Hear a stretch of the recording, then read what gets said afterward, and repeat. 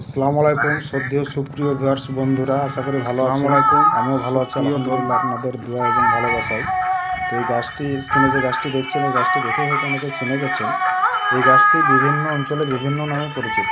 কোন অঞ্চলে বলে শতদ্রোণ, কোন অঞ্চলে বলে দণ্ডক্লোজ, কোন অঞ্চলে বলে ব্রণপুষ্পী। তো এর বৈজ্ঞানিক নাম হচ্ছে লিউকাস এসপেরা। তো এই গাছটি অনেক ঔষধি গুণে ভরপুর।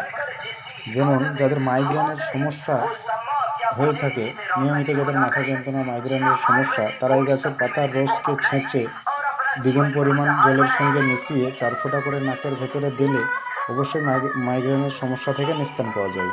আর যাদের সর্দি কাশি, ঠান্ডা, জ্বর, হাঁপানি, এজমাজনিত সমস্যায় যারা ভুগছেন, তারা এই গাছের পাতাকে সেদ্ধ করে সেদ্ধ জলটা ফেলে দিয়ে কালো জিরা, রসুন, কাঁচা লঙ্কা একসঙ্গে ভেজে সেই সেদ্ধ পাতার সঙ্গে একসঙ্গে সব ভর্তা করে খেলে সর্দি কাশি, ঠান্ডা, জ্বর, শ্বাসকষ্টজনিত সমস্যা থেকে নিস্তার পাওয়া যায়।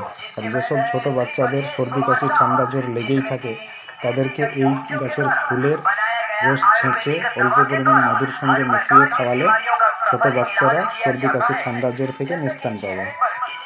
আর এটাকে শাক হিসাবে ব্যবহার করতে পারেন। এটা দীর্ঘদিন মানুষ শাক হিসাবে ব্যবহার করে আসছে। তবুও আমি বলছি বলে ব্যবহার করবেন না। যদি ওষুধ হিসাবে এটাকে ব্যবহার করতে চান, তবে একজন সুচিকিৎসকের পরামর্শ নিয়ে ব্যবহার করবেন। তো এই চ্যানেলটাকে যারা এখনও সাবস্ক্রাইব করেননি, তারা অবশ্যই চ্যানেলটাকে সাবস্ক্রাইব করে রাখুন। নতুন নতুন ভিডিও আপলোড দিলে আপনাদের কাছে যেন নোটিফিকেশন যায়। আর প্রতিদিন একটা নতুন গাছের সঙ্গে পরিচিত হওয়ার জন্য এই চ্যানেলটাকে সাবস্ক্রাইব করে রাখুন। প্রতিদিন একটা নতুন গাছের সঙ্গে পরিচিত হতে পারবেন। তো আসসালামু আলাইকুম, ভালো থাকবেন সবাই। আবারও দেখা হবে অন্য কোনো ভিডিওতে। তবে আবারও বলছি, যদি কেউ এটাকে ওষুধ হিসাবে ব্যবহার করা যেতে পারে, খুব উপকারিতা এই গাছটা। যদি ওষুধ হিসাবে ব্যবহার করতে চান, তো অবশ্যই একজন সুচিকিৎসকের পরামর্শ নিয়ে ব্যবহার করবেন।